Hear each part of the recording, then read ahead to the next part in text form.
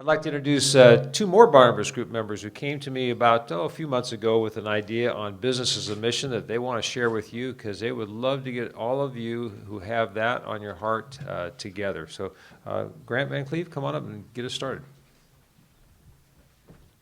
Thanks, Jim. Grant Van Cleve, I am a member, and Jim and I are launching a new track within Barnabas. It's going to be something you'll hopefully be hearing on a regular basis from the front from different organizations. One of those organizations will present today. But it's also something we want to get discussions going on behind the scenes of this broader theme that we've heard earlier, starting with Bob, that God is moving around the nations. There's places that haven't been reached yet. We've also been hearing that God is working in the marketplace. We're going to hear later about this idea that God has implanted in you things that you're supposed to fan into flame, your giftings, your vocational call. And we have a tendency to separate the sacred things from the secular things we think. But actually God has wired us to be people, and we're supposed to use those things for His glory. And these themes come together in this idea of business as mission. You could be called to be in business, not just to have gained from business and now give back to nonprofit, but to use that, as Terrence has told us, in the marketplace today, but also to consider using it in a geographical context for reaching the unreached in other places. Two ways that can happen. One is my kind of a story. The other is Jim's. Mine is that I was from a business background, real estate developer, starter, incubator of new businesses, and I left all that when I became a believer and was a traditional missionary in the country of Albania for 19 years. Well, at least the first half of that was traditional. I was starting churches where there were none, empowering new pastors, and at some point when that ball got rolling, God was stirring something in my heart, and some of that happened through Albanians pointing their finger in my chest and talking about the parable of the talents and saying, Grant, you seem to be a business guy, sort of uncomfortably in this clothing of being a missionary. Now, I was successful in a certain level on that traditional missions role, but there was something in me that was wishing I was back home doing business. Then this trend came floating around the global ministry thought space that you could actually maybe combine those two. It's not business at home or ministry abroad. It could be combining those two. So I dared to step out, change profile halfway through my time in Albania, and become a business as missions guy. I became a real estate developer, set up the market leader in building nice homes for the who's who of Albania. We had a business incubator, got a number of companies started that were, a few of whom are continue to be market leaders in their space. So I was the American guy doing American-style business, but doing it over there. And through that wedge was able to have all sorts of new relationships, was able to thrive myself because I was most aligned with who I was made to be, and we were able to see inroads happen for the gospel in Albania. So one angle is for you guys to seriously be considering you might be being drawn towards an increased sense of being available for ministry, this move from success to significance. But that significance might involve using your skills in an odd context, including overseas.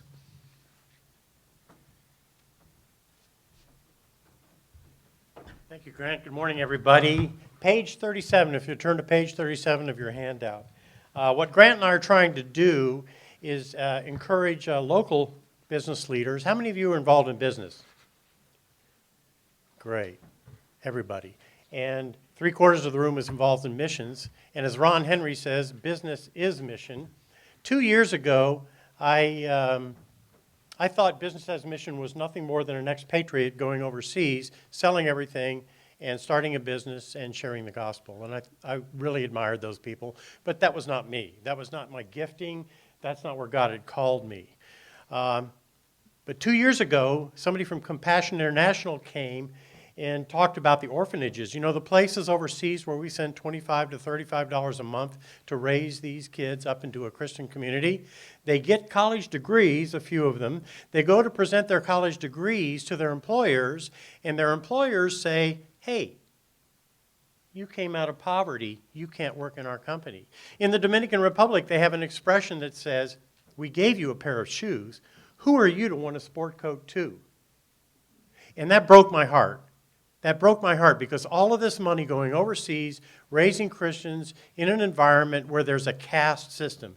It's true in Central America, it's true in the Philippines, it's true in Mexico, it's true in major parts of Asia, it's true in Africa. All of the places that we're doing missionary work in the 1040 window is where it's happening. What if we, as business leaders, got together and trained people in our churches that go out into missionary journeys to deliver business principles to the local population, to help them get into business for themselves, help them do that. We have put together a set of tools to do that, and we want to collaborate with everybody here in the Barnabas Group, Orange County and San Diego, to try to come up with different ideas, but we already have a number of things in place. And so Grant and I are trying to mobilize a group of us Barnabas members to get together periodically for coffee or lunch or whatever, just to see if we can get some synergy going in this area. But also today we want to introduce our first presenter of a Business as Missions groups. There are dozens of them around the world. I've had the opportunity to partner with Transformational Ventures. Transformational Ventures is a division, if you will, of World Venture. In February, I went over to the Philippines, and as you recall, the typhoon that they had in November, tremendous devastation. A lot of money went over there for food, clothing, and just basic necessities. We came over in February, sponsored by Transformational Ventures, and we went out into 10 different tribes in 3 days, and we were there to help businesses restart. In 3 days, we found 150 businesses, small fishing boats, one-man fishing boats, hog raisers, and things like that. In 3 days, we got 150 businesses mobilized to get back on their feet to earn the living for their families again. So Bruce and his group is doing a powerful work out there, and I'd encourage you to come alongside and help him as well. Page 37 of our handout. Okay. Hey, thanks, guys. Okay, we are going to zoom through a few basic concepts, tell a few more stories, and if you look at your response sheet, there are ways for you to get more information. We'll deliberately not go into a lot of detail. You can always get that detail by email or coming over to the table over there on the left-hand side. So I'm glad to be here. My name is Bruce, and the bigger question is, why am I here? Why did I fly out from Denver to speak with all of you for a few minutes? Well, in the interest of full disclosure, this cutie pie lives up in Claremont, and I'm always looking for chances to come and hang out with her. But my granddaughter really is just an add-on to this trip. Why I'm really here is because to succeed, Business's mission needs business people fully engaged with their skill sets, with the way God has wired you. T Ventures, Transformational Ventures, we do Business's mission. Therefore, we need you. We really, really need you. But let's back up. Why do business as mission? For two reasons. One, it's thoroughly biblical. Secondly, it's working. It's biblical. I see business's mission weaving together three powerful themes in the Bible. God, from Adam, where are you, onwards to today, has been seeking to redeem people, families, whole communities. God has a tremendous heart for the poor, the disadvantaged, the powerless. And God wants people to work. He's designed us to work hard. In the Bible, God honors people who do business, who turn a profit. Business's mission weaves that together, gives the poor a chance to work, to build their lives, and through demonstrating God's love in this way, people are drawn to himself. Now, on the flip side of the response sheet is this graphic, because I was afraid you might not be able to read it in this large room. And if you like the graphic, don't hang on to the response sheet to keep the graphic. I can email you one. Or you can come get one at the table, but on the other side, you can check the box. I'll email it to you. But you can see here, why business? Christian entrepreneur starts a business, creates jobs in a community where jobs are desperately needed. That can be an expat, like Grant, who goes and runs a business. It can be a local entrepreneur. That's the sweet spot for us. All of those entrepreneurs need coaching. Nobody knows enough to do everything in small business. They need coaches. They need coaching in how to leverage that business for the kingdom. That's where people like you come in. And then that bottom row of cool outcomes, those flow out of the business. They happen in the business. but they don't happen automatically. The business person needs to partner with pastors and evangelists and anti-traffickers and community developers and educators to intentionally use the impact that the business is creating simply because it's a business being run in a way that honors God, to leverage that impact, embed it into the community. A couple stories. Roger in Mozambique, for a lot of different reasons that you can learn about by checking the little box on the sheet and getting the Outreach magazine article. He decided he needed to start a business in order to train leaders for the church and for communities in Mozambique. Several years down the road, 30-plus jobs created, well-paying jobs, quality jobs. 25 guys discipled. Roger found when he stopped doing discipleship here and business here, when he brought it together and did the discipleship in the business, it took the discipleship to a whole lot deeper level. We're wired to work, and that just opens up discipleship possibilities and training possibilities too. 2 churches were planted. The village elders said, your young men are different than our young men. We want ours to hang out with yours. Out of that, 2 churches were birthed without $1, €1 from the outside, all local resources. Work and business generates confidence as well. You can see on the screen other cool things that have happened. That wouldn't have happened without business people coaching Roger every step of the way, capitalizing the business, walking with him day by day by day.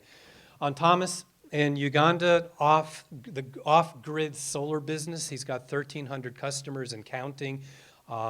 Number of jobs created. His staff has been trained in evangelism by local pastors. If you're doing pay-as-you-go, you've got ongoing relationships. It's very green, introducing new technology to communities, which is always a game changer. He is on his way to being profitable, probably needs another 1,000 customers or so. David Milburn over here will know a lot more detail about that. Talk to him. Roger needs help. He needs coaching in operations. He needs help in operations. He needs help on this side of the water as well. He's hired some people, some young men and women from a Kids at Risk ministry. He's also fired people from the Kids at Risk ministry for lack of performance. He is running a business. But the intersection with ministry and creating jobs for kids aging out of that program is a significant thing. Holistic transformation, as Jim mentioned, in the Philippines, rebuilding businesses after the Philippines. It's not just business people going in there alone.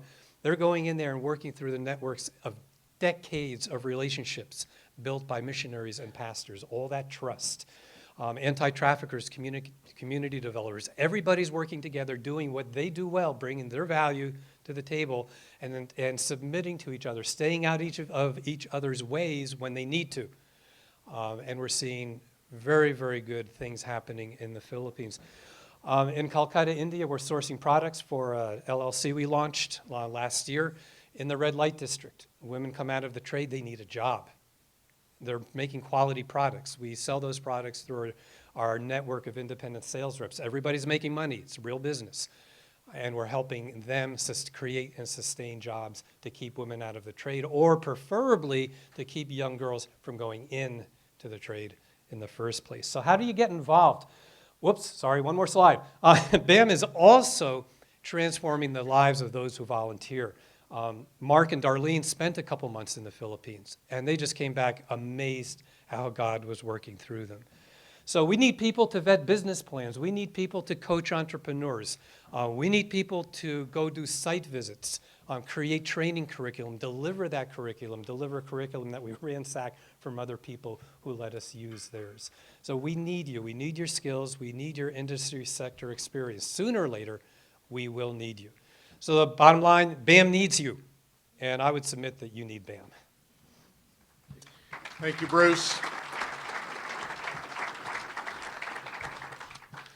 So Bruce, I'd just like to ask you to leave this group with the top 2 ideas that they can take home and assist your ministry at this point. Okay. Maybe the top idea to steal a line from Home Depot, you can do it, we can help. And you can learn more about BAM by joining the BAM interest group with Grant and Jim. And if you're ready to plug in overseas, we can help you cross that cultural divide between here and wherever there is, and the cultural divide between for-profit and nonprofit. There is a culture gap, and we can work with you to cross that and bring the value that you can bring in Jesus' name and do real impact for the kingdom with your business skills through your experience. Thank you very much. Would the leaders at the table who have the responsibility, number one, to make sure everyone fills out their form, and then take one last minute after you fill out that form to pray for this Transformational Ventures ministry. Thank you.